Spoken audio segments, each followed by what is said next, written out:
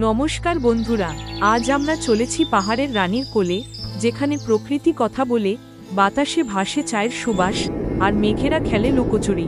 হ্যাঁ, ঠিক ধরেছেন, আজ আমরা ঘুরে দেখব দার্জিলিং, পশ্চিমবঙ্গের অন্যতম জনপ্রিয় পর্যটনস্থল। চলো শুরু করা যাক এক মণিমুগ্ধকর ভ্রমণের গল্প। দার্জিলিং পৌঁছানোর সবচেয়ে রোমাঞ্চকর উপায় হলো টয় ট্রেন। পাহাড়ি পথে ধোঁয়া উড়িয়ে আসা এই ছোট্ট রেলগাড়িটি যেন এক পরী কাহিনীর অংশ। একদিকে গভীর উপত্যকা, অন্যদিকে সবুজ চা বাগান। যাত্রাপথের প্রতিটি মুহূর্ত এক অপরূপ দৃশ্য উপহার দেয়। সকাল 4টেই উঠে যেতে হবে টাইগার হিলে। কেন জানো? কারণ এখান থেকে দেখা যায় কাঞ্চনজঙ্ঘার সোনালি আলোয় রূপলি সাজ। সূর্যের প্রথম কিরণ যখন পাহাড়ের গায়ে পড়ে, তখন মনে হয় যেন স্বর্গ নেমে এসেছে পৃথিবীতে। দার্জিলিং মানেই বিখ্যাত চা। এখানকার চা বাগানগুলো শুধু দর্শনীয়ই নয়, ইতিহাসের অংশ। ব্রিটিশ আমলে শুরু হওয়া এই চা শিল্প আজও সমান জনপ্রিয়।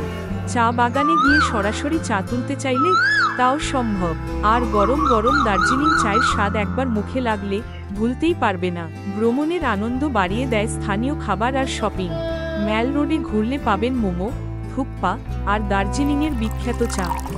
সঙ্গে হাতে তৈরি শাল, কাঠের কারুকাজ আর টিবেটান জিনিসপত্র কিনতে পারেন। সন্ধ্যায় এখানে হাঁটলে পাহাড়ি হাওয়া মন ভরিয়ে দেবে। বাতাসিয়া লুক থেকে পাহাড়ের অসাধারণ দৃশ্য দেখা যায়। আর এখানকার ওয়ার মেমোরিয়াল দ্বিতীয় বিশ্বযুদ্ধে শহীদদের স্মরণে তৈরি। দার্জিলিংয়ে শান্তি খুঁজলে চলে আসতে হবে জাপানি পিস প্যাগোডায়। এখানে দাঁড়িয়ে মনে হবে যেন প্রকৃতি আর আত্মার মধ্যে কোনো ব্যবধান নেই। দার্জিলিং শুধু একটা জায়গা নয়, এটা একটা অনুভূতি।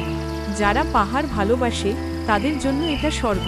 তোমাদেরও যদি দার্জিলিং ভালো লাগে তাহলে কমেন্টে জানাও, আর আমাদের ভিডিওটি লাইক ও শেয়ার করতে ভুলো না। আমরা আবার নতুন জায়গার গল্প নিয়ে ফিরব। ততক্ষণ পর্যন্ত সুস্থ থাকো, ঘুরে বেড়াও।